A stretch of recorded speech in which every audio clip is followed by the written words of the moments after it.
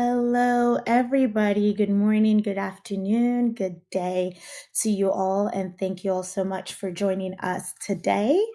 Our topic today is designing accessible EV charging systems. Our panelists will be exploring accessibility in EV charging, designing equitable systems for people with disability. My name is Simbiat Yusuf Mahler. I am the event manager at Fourth. Before I pass it along to our moderator today, Prateek Suri, our Access to Charging Senior Programs Manager at Fourth, I have a few updates and announcements from the Fort team. Attendees, be sure to submit all your questions through the attendee chat. We will be going through the Q&A during the Q&A portion of the webinar. Attendees, we will be sending copies of the webinar slides, presentation recording, as well as some recaps in the meeting shortly afterwards. I am seeing some notes about not having sound. For folks that might not have sound currently, could you try refreshing the system? And that should typically work for you all.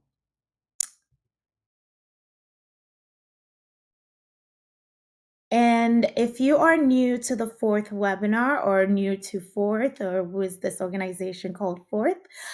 Fourth is on a mission to electrify transportation. We bring people together to create solutions that reduce pollutions and barriers to access. Our work is focused in 5 focus areas. We have our access to electric cars, access to charging, access to emerging modes, events and partnerships, and policy advocacy. If you would like to learn more about the work we do at Fourth, you can find that information on our website at fourthmobility.org. And I wanted to use this opportunity to thank our members and sponsors for making the webinars possible. If you would like to learn more about webinar sponsorships, Fourth membership, how we bring people together, you can find that information on our website or by directly emailing our membership and partnership manager, Rachel A. Avercamp. Our email is on the screen and will be in the recap email. And if you would like to join the Fourth team, or you know someone that should be on the Fourth team, we have currently 2 positions under our Access to Charging team. We have our program manager and senior program associate.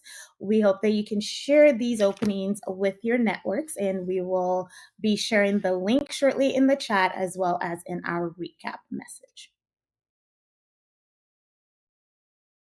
And if you weren't here last month in September when we discussed, you're in luck because the seats are currently available for the October to November cohort of the Fourth online learning platform. This platform was launched as a self-guided course, which is specifically designed to support stakeholders responsible for implementing public EV charging infrastructure projects. This is an 8-week course, and it offers access to learning materials to help you leverage federal funding and increase access to charging in rural and underserved communities. As an attendee of this webinar, we are offering, if you look at that QR code and in the chat as well, we are offering anyone that's interested in joining our October to November cohort a $100 discount using the promo code CHARGE100. We'll be putting that link in the chat shortly. And with that, I invite our moderator, Prateek, on stage to introduce our speakers and get us going today. Good morning. Hi, thank you, Simbi, and hello, everyone, and welcome to the session on designing accessible EV charging systems. I'm Prateek Suri, and I am a Senior Programs Manager at Ford's Access to Charging team. Before introducing our amazing panel today, I wanted to set out the context for all of us to appreciate why we are talking about this important topic today. As most of us know, we are navigating through energy transition at the moment, and we are moving towards cleaner energy resources to mitigate climate change. and electric vehicles, or EVs, are critical part of a mitigation strategy across the world to cut down transport related emissions. To support this transition, massive investments are flowing across all levels of government and industry to install supporting public EV charging infrastructure. These once in a generation investments that are being made today are going to shape the mobility options of the communities for the decades to come. And it is today that we need to think about how to put accessibility at the very heart of charging infrastructure systems and to ensure the chargers we are deploying are inclusive and accessible for all people, including people with disabilities. Fourth, as an organization, centers equity and access in all its work. And this being National Disability Employment Awareness Month here in the US, this is a fitting time to be talking about how to actualize accessibility for EV charging infrastructure systems for people with disabilities. To dive deeper into the nuances of creating accessible EV charging systems, we have a supremely well rounded panel today from here in the US and from the UK, representing businesses, the government, and the nonprofits who are working on this particular issue on a daily basis. So, first, I would like to introduce the panel, and I'll invite the panelists to turn on their videos. First, we have Juliet Shoultz.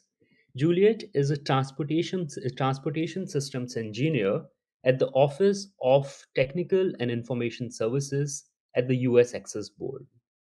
Juliet has over 15 years of experience in transportation, planning, and government prior to working at the Access Board, and has extensive experience working on implementing the Americans with Disabilities Act.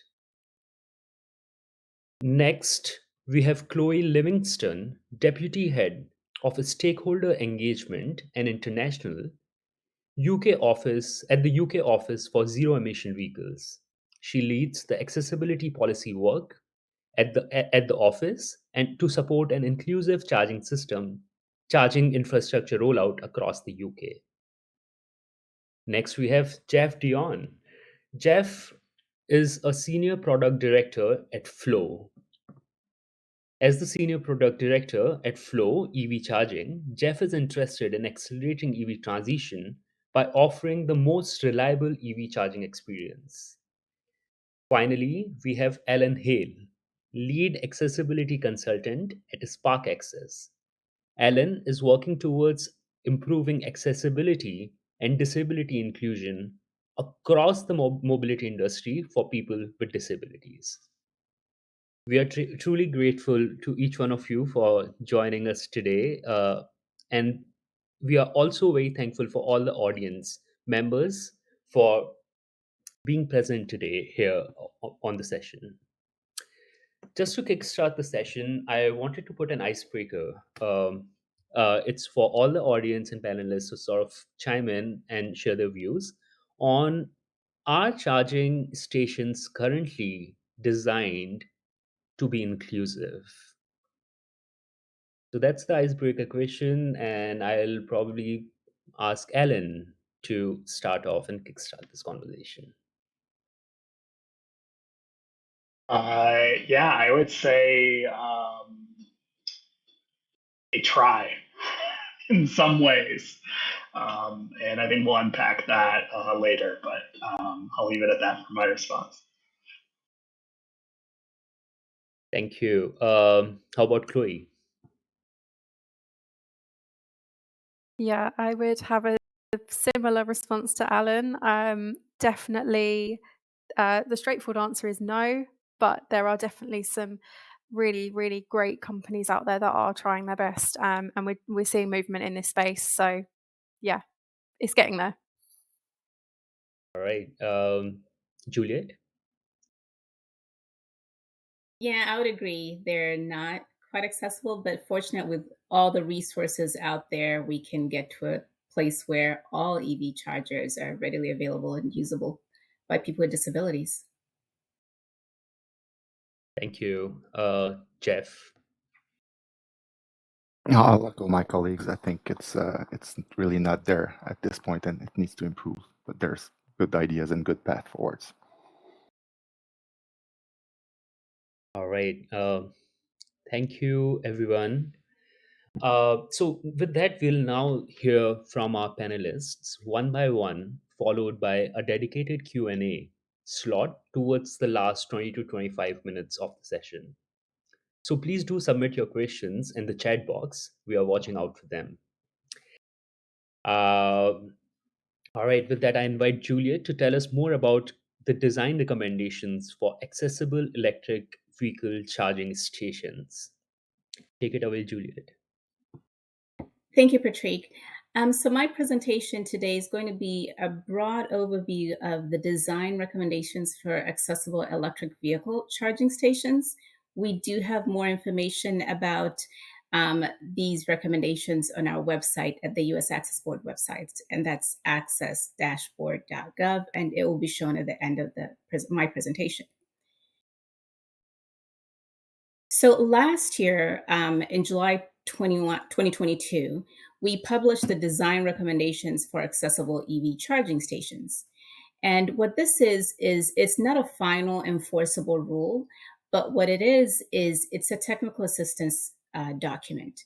And so it points out the different components of an EV charging space that you need to consider in order to make sure that it is accessible to people with disabilities. In putting this technical assistance document together, we looked at accessibility in two main buckets: accessible mobility features and accessible communication features. And of course, with mobility features, we looked at making sure that these spaces are accessible for people who use mobility devices. So that's really looking at the size of the vehicle charging space, the access aisle, and how one gets from the vehicle to the EV charger, interacts with the charger, and goes on to their destination on the site. So that all the physical aspects of the EV charging space. For communication features, we want to make sure that accessible EV chargers, that they're accessible to people who are deaf or hard of hearing and other people with disabilities who need access in terms of communication and not necessarily the mobility aspect of accessibility. So those are the two buckets we looked at. And then we looked at our current ADA and ABA accessibility standards, because remember, this technical assistance document is just that. It's an assistance document. This is what you should look at. This is best practice to make sure your EV charging stations are accessible. But what we took is we looked at the ADA and ABA accessibility standards, and they have enforceable elements in there. And so we point to those in that accessibility document. So for example, clear floor and ground space says reach ranges, operable parts. Each of those components are discussed in the technical assistance document.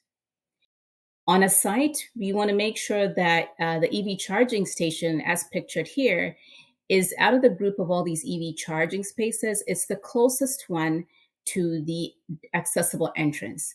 And just because you provide accessible EV charging spaces doesn't mean you get rid of accessible parking spaces. So you need to have both of them, and you need to have the required number based on how much charging spaces and how many parking spaces you're providing overall on the site.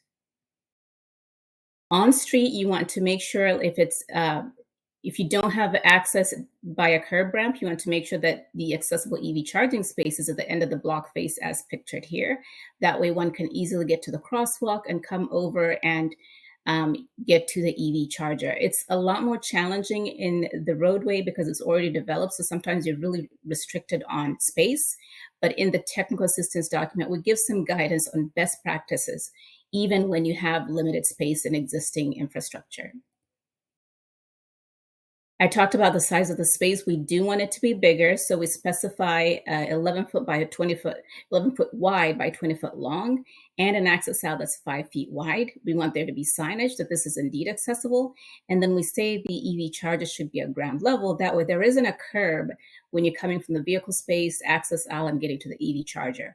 We want that space to be bigger. And you can see in this space, it allows plenty of room for one to get out of their car, keeping in mind that the vehicle inlet can be at the front of the car, the back of the car, the side of the car, so that bigger space provides plenty of opportunity in spite of what kind of EV you are driving. We look at the EV charger itself. We want to make sure there's a clear floor space. I know there is concern for safety and impact, and so you usually have the EV chargers on a curb. We discourage you from doing that, but what we recommend, you can protect them with bollards, but make sure there is space. Even when you're protecting your EV chargers with bollards, you should ensure there is space for either a forward approach pictured on the right or a parallel approach pictured on the left. There are different components in your EV charger that a user interacts with, so those need to be accessible. The accessible reach range is between 15 inches off the ground to 48 inches off the ground. So anything within that range, that's where your accessible components should be. If you have a screen that has advertisement, that can go above the 48 inches. This range is for parts that a driver has to interact with. We also talk about this showing the status of charging. So you want to make sure you have an audible and a visual indication of the status of charge. As pictured here, you can see there's a visual that's lighted in blue, but you also want to have an audible component.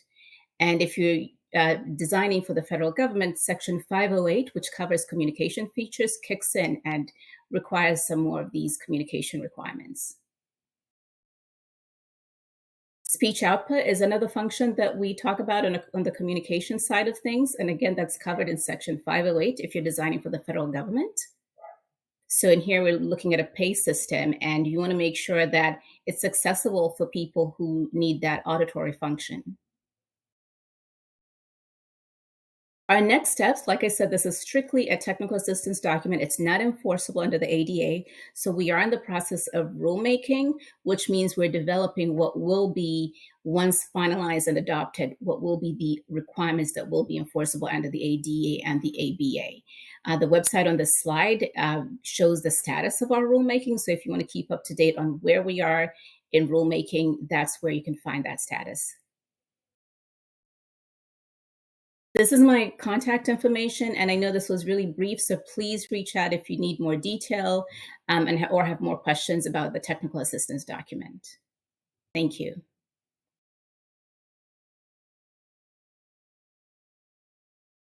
Thank you so much, Juliet. So with that, I'll invite Chloe to give us perspective on how UK is thinking about accessibility for people with disabilities and delineate the UK standards for accessible EV charging.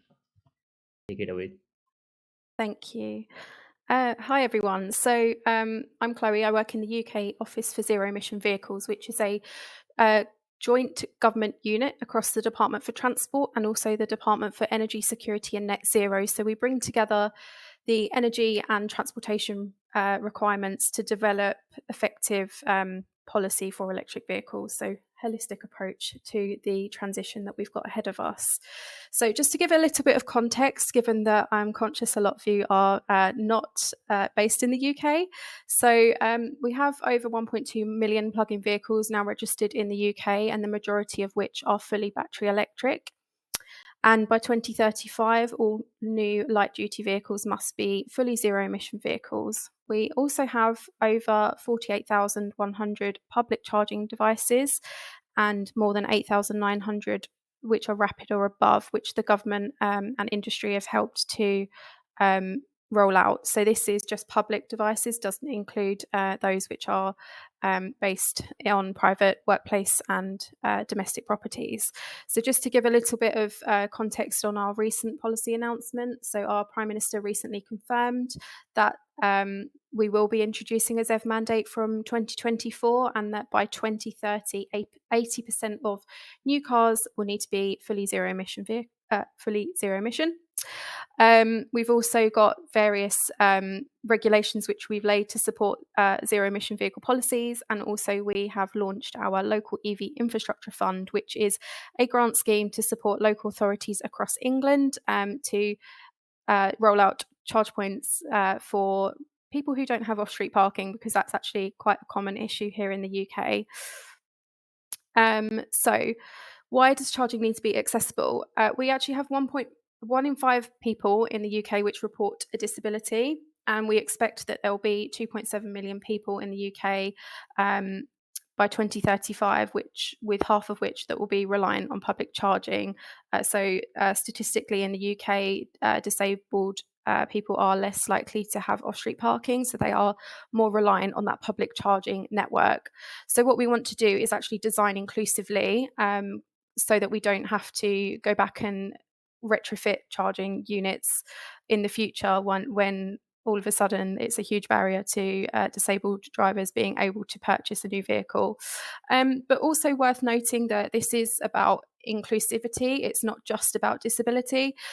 We use the example of think about the elderly population, and also it might be a parent holding a child and trying to plug in a charger one-handed. It's not just about disability, it's making charging easier for everyone. So we kind of take more of an approach that doesn't just focus on disability when we talk about accessibility here in the UK.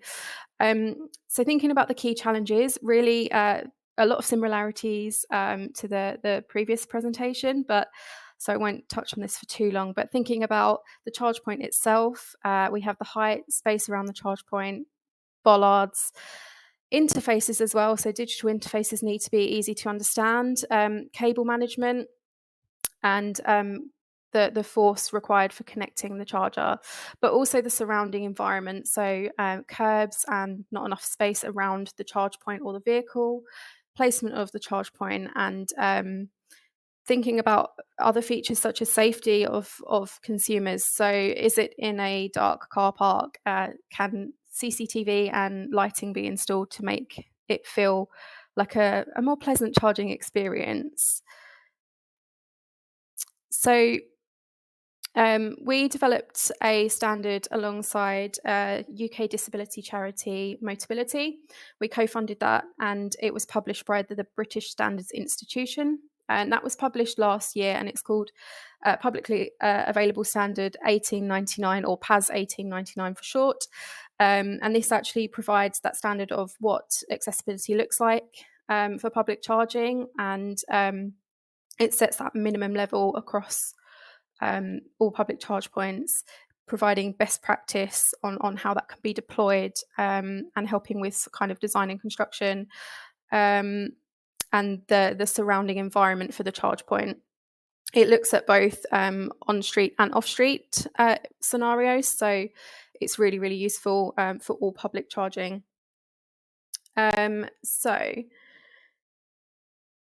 here's just a brief overview of how we developed PAS, and it's actually involved a lot of engagement with industry. We brought in different groups, user groups, to gauge what needed to be included in the standard. It went through a lengthy development process to make sure that we received the right information that we needed, and was eventually published in October 2022. So just a bit of an overview of the structure of the document, because it is a technical standard. So to some people, it can be a little bit hard to grasp how to read the document at first. But I think it's worth noting that we have the core minimum standard shown in the top box on the screen, which has got things like physical charge point design, the placement, and the public realm around the charge point, and also the digital interface of the charge point. And then in the second box, we have the supplementary best practice, which actually looks at that safe and inclusive environment around the charge point. And then we also have additional best practice, which talks about parking. So land space is at a premium in the UK, and trying to get car park operators on board for installing public charging can be tricky. I think it's worth noting that when we talk to them about the PAS, we say, okay, parking is here in the PAS. It's talked about if you want to do the best case, if you want to give us a perfect example, but it's actually not included in the core standard minimum. It is that supplementary best practice to do that all-encompassing environment. So again, just going back to the fact that accessibility isn't just about disability. It's not just about providing parking spaces for those in wheelchairs. It does go much, much further than that, thinking about simple features such as payment options and the user interface. Is it usable for everyone? So these are some examples of the specifications. So just examples of the forces required. There is one on space around the charge point, and then also about angled parking bays. So next steps, it is voluntary by default. It's not mandatory, but we are monitoring this, kind of encouraging industry to use the guidance and include it in their designs. And we're working with industry to ensure that effective implementation and gaining that feedback, and then it will inform a 24-month review of the standard. But we do reserve the right as government to look at further intervention if it's needed over time. So just included a couple of quick photos on some examples of more accessible charge points. So noting one really important point, that it's quite simple design in terms of the surface. It's flat. There's no aesthetic features to make the parking space look pretty. It's actually just quite clean and simple, and it means that it's actually more accessible for everyone.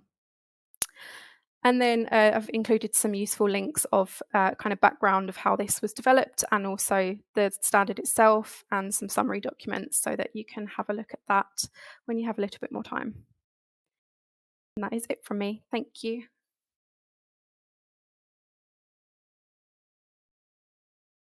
Thank you, Chloe. All right.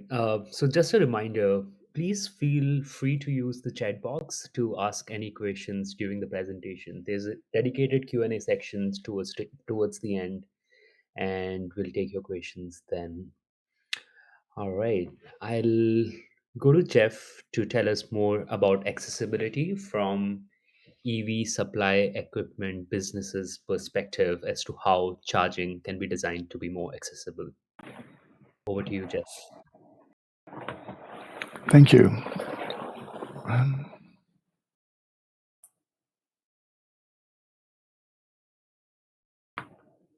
Okay. Let me first maybe introduce Flow. So Flow, we're a charging operator network. We're vertically integrated, so we design our own equipment, we manufacture our own charger, but we also manage our own network. And as you can see here, we operate in a lot of the different segments, from the driver and the home perspective all the way to the public charging, including level 2 cities, but also workplaces and apartment and complexes.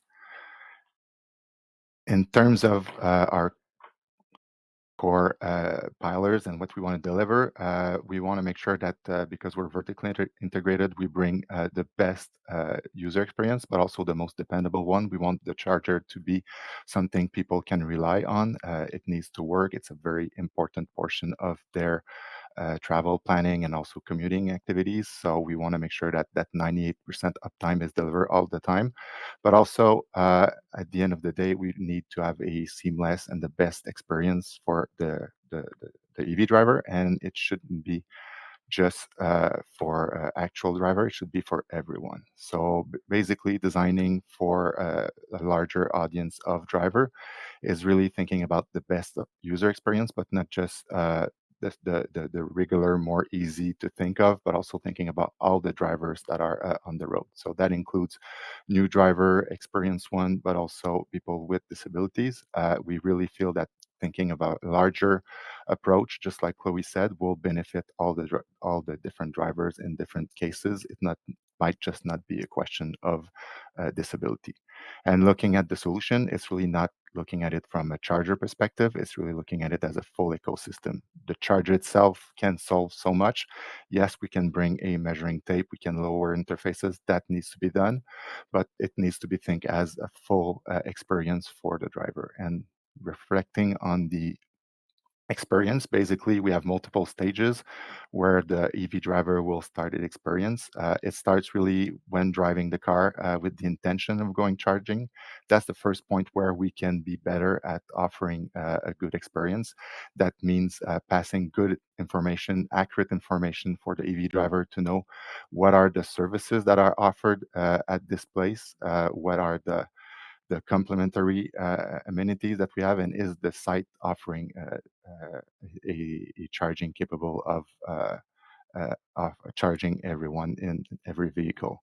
Then once we get closer to the site, there's all that navigation aspect that lasts 50 to 5 feet, finding the charger, and then accessing the charger, getting around to the charger, and finally at the end, that's where you start interfacing with the charger. That's your 1 foot experience. That's where probably we tend to look a little bit more. There's a lot of solution there, but starting way earlier in the process can bring a lot of different experience because we have access to the car infotainment, we have access to that mobile app that is usually tuned with the user preferences, so we can pass more relevant information that will be carried during the full um, experience all the way to charging and then walking away from the charger. So in terms of the navigation around the charger, just like echoed by Chloe, a clean site, very larger places to park, larger places to navigate will ease the process.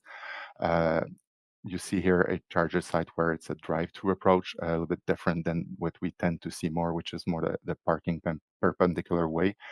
This offers a lot of new possibilities. Not all vehicles have the port on the same size. Not all driver are navigating the same way. They might exit from the back of the car too, especially if they have a wheelchair. So these sites will offer something new. So it's really about creating an offer that will better serve more EV driver. All the corridors, all the weight limit, the reach, the height limit discussed by Juliet certainly apply very well to that last 50 to 5 foot experience where you are basically in your final approach to the charger. That's where also you want those very high light posts where you can see if a charger is available, so you can go towards the one that you are looking for. You can have blinking, you can have different signals that will complement and kind of enrich the user experience.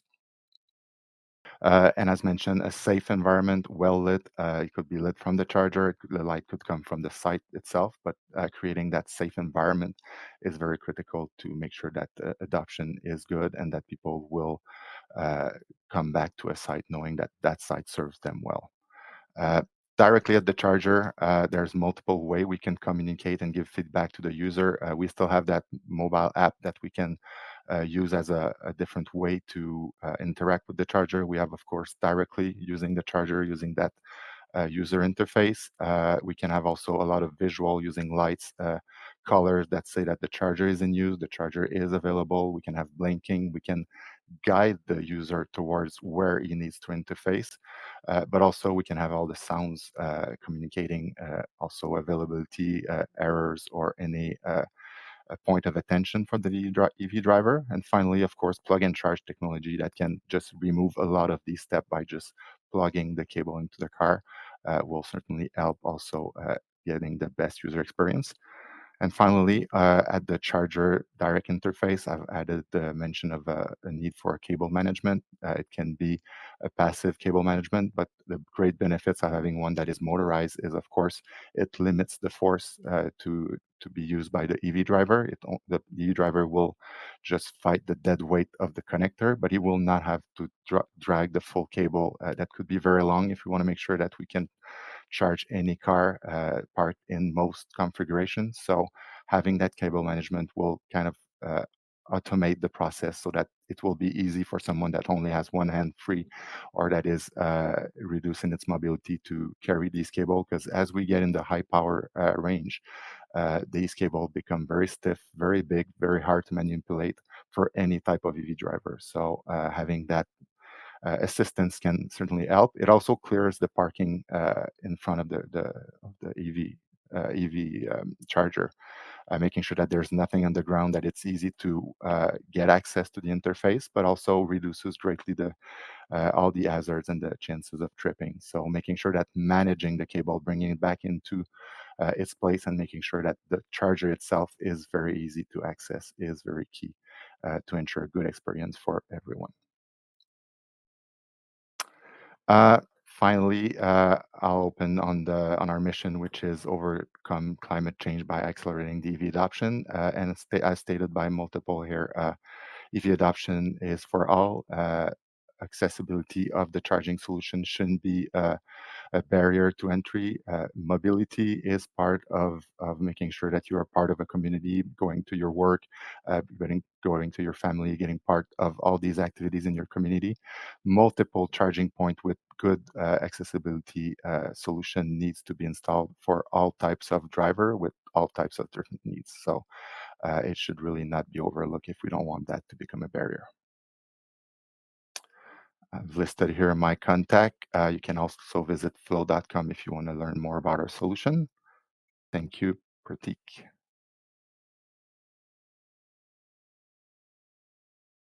Thank you, Jeff. And finally, I invite Alan to talk about what does realistic accessible design looks like in practice.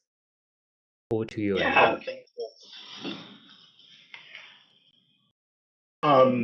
So when we look at EV charging infrastructure, a lot of the plans you heard have a reality for the customers with disabilities who might be in that ecosystem. So today I'll just shine light on that.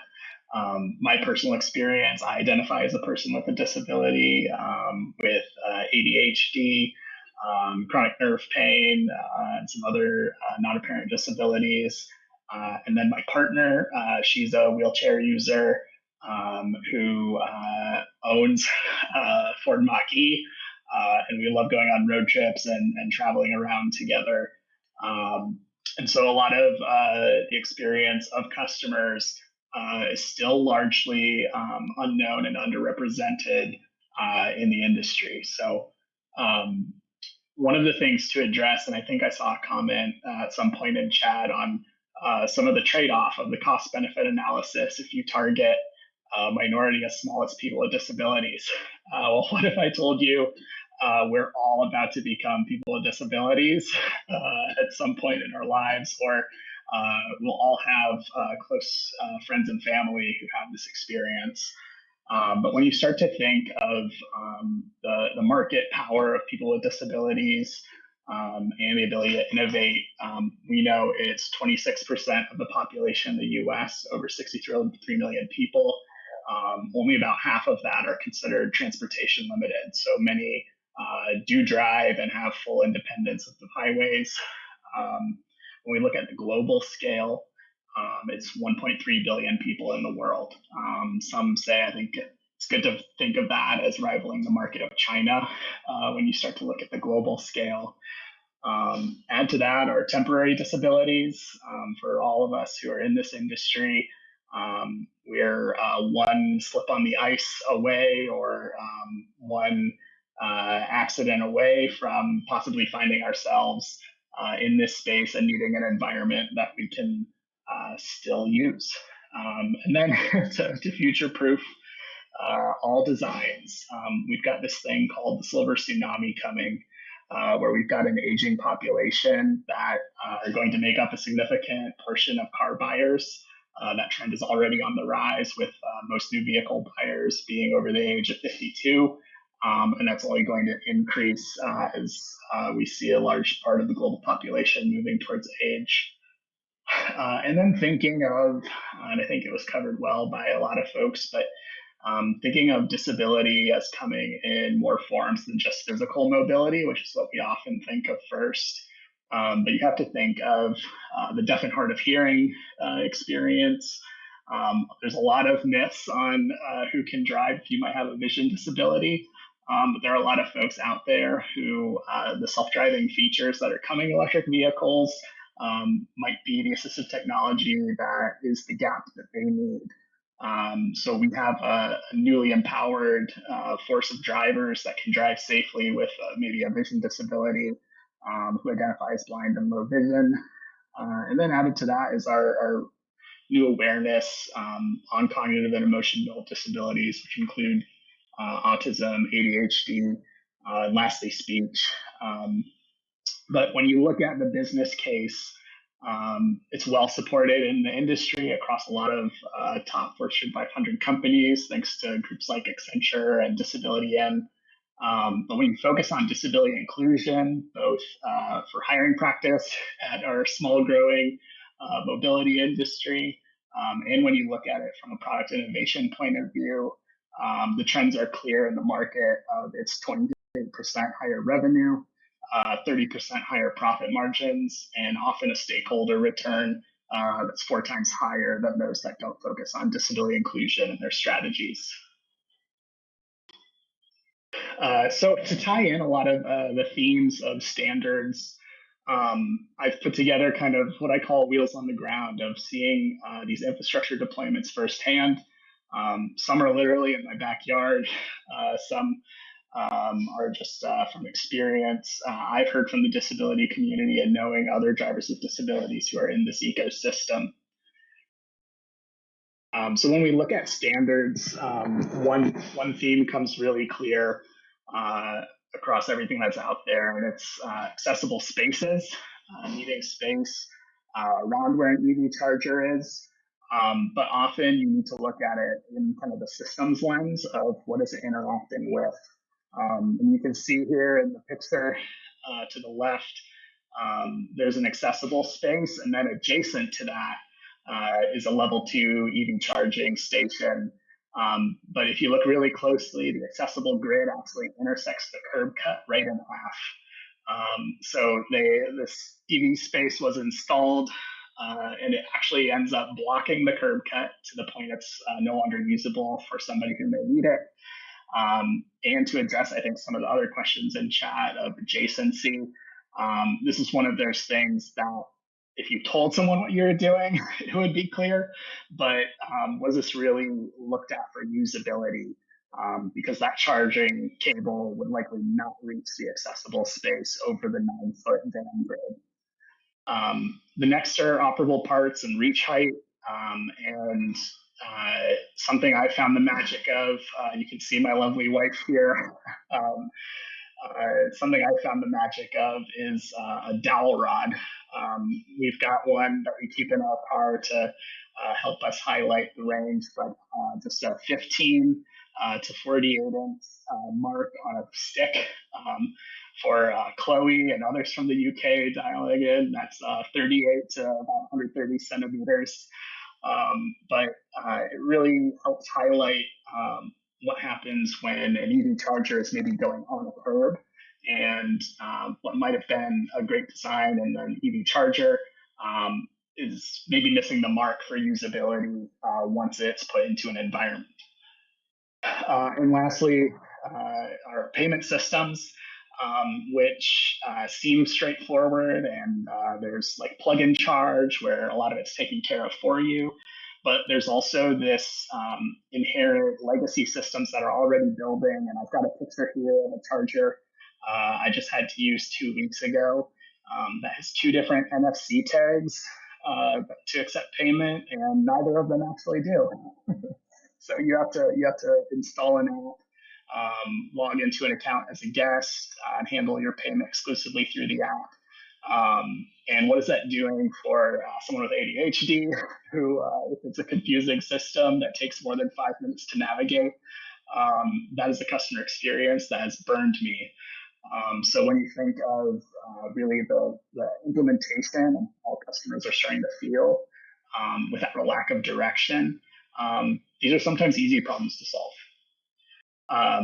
The next slide I have is on some of this uncharted territory, and safety was talked about quite a bit, of comfort for customers and ensuring that installations are safe. I think this is one that requires a lot more responsibility from all stakeholders in the industry, whether it's a property owner, whether it's an EV charging station company, or anybody who's overseeing funding these developments, is really thinking of what is someone with a disability interacting with. And I've started to map some of our routes as we stop at stations. This is a local big box retail store.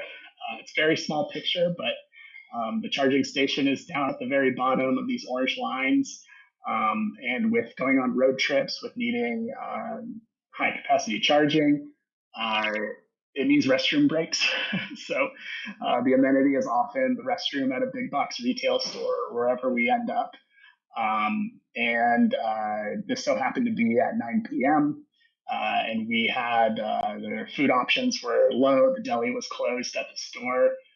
So we ended up going off site to one of these areas. This was a 1.5 mile route after we mapped it, going from the charging station to the retailer to use the restroom, to a restaurant to eat at and back. And all of this was done without any pedestrian infrastructure, without any lighting. And you can see at the bottom left a picture of my wife kind of in the back corner of one of these parking lots where you've got SUVs and trucks coming through going 40 miles an hour to cut the corners. So that safe environment is something that we still have a long way to go. And I'm going to advocate for it as much as I can, because I do not want it on my epitaph that I passed away while walking to a Cracker Barrel in the middle of a parking lot. The next frontier is also mapping and metadata. This is just a small screenshot of PlugShare, but anyone who's in this ecosystem knows that you also need 5+ apps to really engage and charge on a long road trip. And being able to filter and sort by which stations are actually accessible and what can be independently used by people with disabilities is also something that needs a lot more support. And then the last piece of advice is customer service. I've spent 20 minutes on hold on the phone because nobody knew how to take a quick feedback item of a station that we needed to be accessible. So having a place for people with disabilities to be heard is vital. And then this is my last slide. I just wanted to end on there's a way to really remove how trivialized this space can sometimes be, and it's leverage your community. No matter where you are, you have disability advocate organizations who would be happy to help. Almost everywhere in the US is covered by a Center for Independent Living, and they focus on a lot of technical deployments. They know how to do site plan reviews, and that's true as well. Not every community has one, but some have Office of Disabilities or ADA coordinators that also have experience in this space that would probably be happy to help. And then for user testing, common saying within the disability community is nothing about us without us. And it's testing and hosting demonstrations with people with disabilities. And I have here a picture of EVgo published back in April that they hosted an event with the city of Los Angeles, Rancho Los Amigos, their local rehab hospital, and others. And we're really able to see how people are interacting with their product firsthand. And then marketing matters. And I think I congratulate the BSI standard for doing this very well. But really showing people with disabilities using your product, one, can be insightful for you, and two, can add confidence for your customers in using your systems. So customers with disabilities need to see themselves in the future that we're building. That ties also to the back end of any market research data you're collecting should also have disability statistics and questionnaires for the markets you're tapping into. And that's where I'll leave it today. I'm looking forward to the Q&A.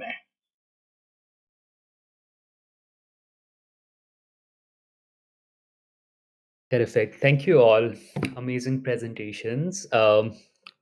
So for those of us who are joining us just now or who joined us in the middle, this is the webinar session on designing accessible EV charging systems. And we are now kickstarting the Q&A section of the webinar. I invite all the panelists to come turn on their videos, and I'll start with the first question for the panel today.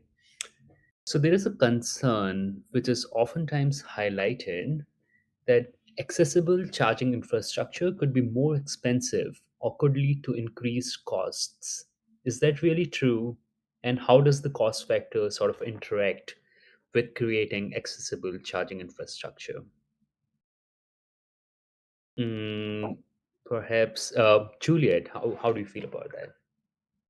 Yeah, so the concern with cost, I think there's definitely a concern with any infrastructure, any build out. But one thing that you can't measure is the cost of the lost opportunity to charge your car or the lost opportunity to go to specific places because there isn't an accessible EV charger where you're trying to go. So there is an economic loss there when you limit groups of people from accessing certain parts of our infrastructure, which is hard to quantify. But I don't deny that, yes, indeed, there is a cost. But I think when you look at the benefits for the community as a whole and society as a whole, it outweighs some of those initial infrastructure costs. Mhm. Thank you. Thank you, Juliet. Alan? I think I mentioned it a bit. The market's there, so whether you know it or not, or whether you see it or not, it's there, and it's often called the hidden market. And there's some great reports out there on it. But I think too, there's a pretty famous saying in the accessibility and disability inclusion commit industries, and it's if you design for the edge, you get the middle for free. So the investment it takes to really make something that is usable and meets accessibility standards, you're going to see the benefit time and time again. Thank you, Alan. Chloe? Yeah, so I would actually, firstly, I do accept that some of the features that we've spoken about today will have an additional cost, but I would also challenge, because we had a couple of examples where we've looked at really simple site designs, and that would actually save costs. So some of the specifications that we've been through are actually going to be much simpler than a really aesthetic design with loads of curbs and I don't know, you might want to put some gravel and some trees in. Actually, no, it's just a flat piece of land with a bay marked out and a charge point. That's really simple, and that will be cheaper to construct. So there's that point firstly, but also secondly, going back to the points that we've made about making this accessible for everyone. Once the public more broadly start to see which charge points are easier to use, regardless of whether they have a disability or not, those are going to be the go-to sites. They're going to be the ones that people think, oh, I had a really good experience there. I'm going to go and charge my car there, rather than at the dodgy one in the back of a car park where it's not very well lit. It feels unsafe, maybe really hard to plug in the connector. So actually, it's about building that business case. So the more common knowledge this becomes, the more people become aware of which sites are better and easier to use, the more profit that's going to be made from that charging unit. So yeah, there are definitely upfront costs. Investment is needed, but overall, I would argue that it's just about making the business case for it. Thank you, Chloe. Talking about business, Jeff, do you have any insight on this? Well, fully agree with all the 3 points. I think all combined, they make perfect sense. I would only add that the earlier you start thinking about it and that you plan for it, the easier it is to plan correctly your costs in that section of the business case. You can always benefit on the revenues and the impact that you bring, but thinking of it earlier is easier than trying to correct in field and be more compensating and not thinking ahead. So really bring that reflection as early as your plan of building a charging site. Great. Thank you, everyone. Moving on to the next question. How effective do you think are our current apps ecosystem that help us locate the nearest chargers, for instance, in providing information on accessible EV chargers?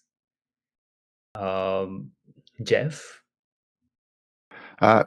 Clearly, there's not enough. I'm not sure that all apps out there are offering that sort function or filter function. So there's a need to, as Alan pointed, to bring more data points that we know how those sites are configured and that we can pass that info. So clearly there's a need to understand better our own network and be offering better options. So even when it comes to roaming between two networks, we need to be able to pass these information network to network. It shouldn't be something that you only get exclusively on one network. So making it more open, more easy to navigate for the EV driver will certainly, as we said earlier, benefit everyone. Thank you, Jeff. Chloe, how does it look like in the UK? Yeah, so we actually laid regulations earlier this year for open data at all public charge points. So that is, unlike the accessibility standard, the data element for charge points is now required by law. And I think data is really, really useful. So we definitely need more of it. It's one of those things that actually we need to be careful with as well, though, because particularly around accessibility, you can claim to be an accessible charge point, but you don't want to claim to be one if you're not going to meet everyone's needs, because someone may arrive at a charge point having found it on an app and then realize that it's not actually going to fulfill their needs. So I think just a word of caution around that. And so there is, also potential scope out there for assessment schemes to look at whether charge points truly are accessible, and that would need to relate back to any kind of standard that exists in the relevant country. So I know that there are some businesses in the UK that are currently looking into this at the moment, and how we can actually assess compliance with the BSI standard.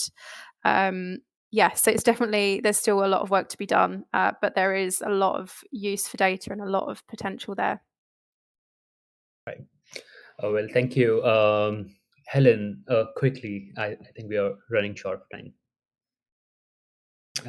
What are your thoughts on this? You mentioned briefly in your presentation, but anything that you want to add? Yeah, I mean, for anyone who's in the ecosystem, it's challenging.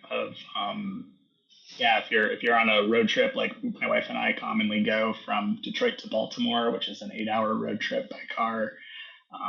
We have to have 5+ apps to figure it out, and we start with Better Route Planner, and then cross-reference PlugShare, and then go into each individual charging app.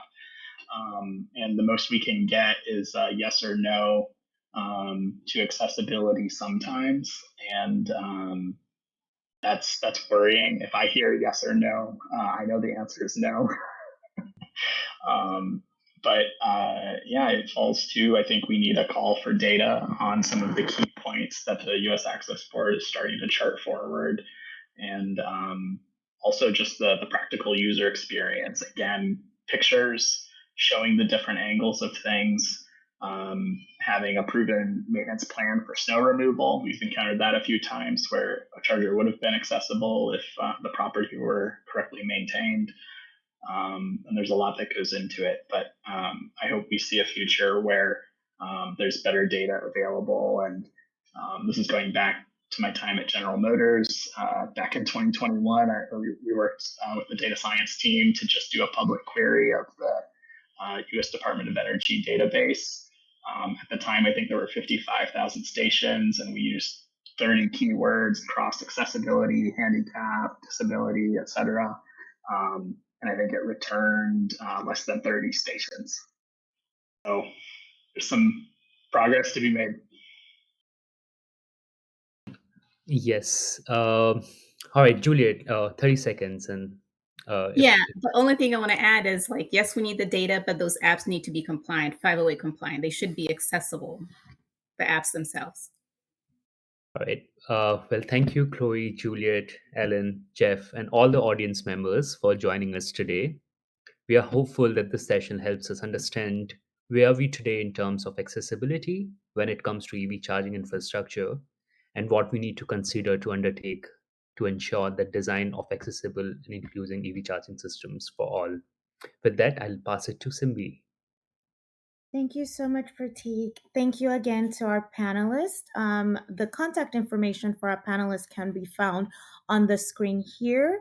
If you would like to further the dialogue, we didn't get through all of the questions that came in. I'm sure they are all happy to follow up directly with you all. We will be sending out a webinar recap email that will include the links to all of the conversations mentioned today, as well as the recording of this session and some additional resources that might further the dialogue. An hour is not enough to dive into this topic. And we're just talking about charging infrastructure right now, looking at all of the opportunities of how we can be inclusive in the design of the entire ecosystem of transportation electrification. So I do want to thank you all for joining us today. And we do hope our next webinar on November 14th, we hope you can join us when we discuss leading the charge with workplace charging. We'll be discussing the fourth eval, the Electric Vehicle Adoption Leadership Program, and more conversations there. Thank you all so much, and I hope you all have a good rest of your day. Thank you.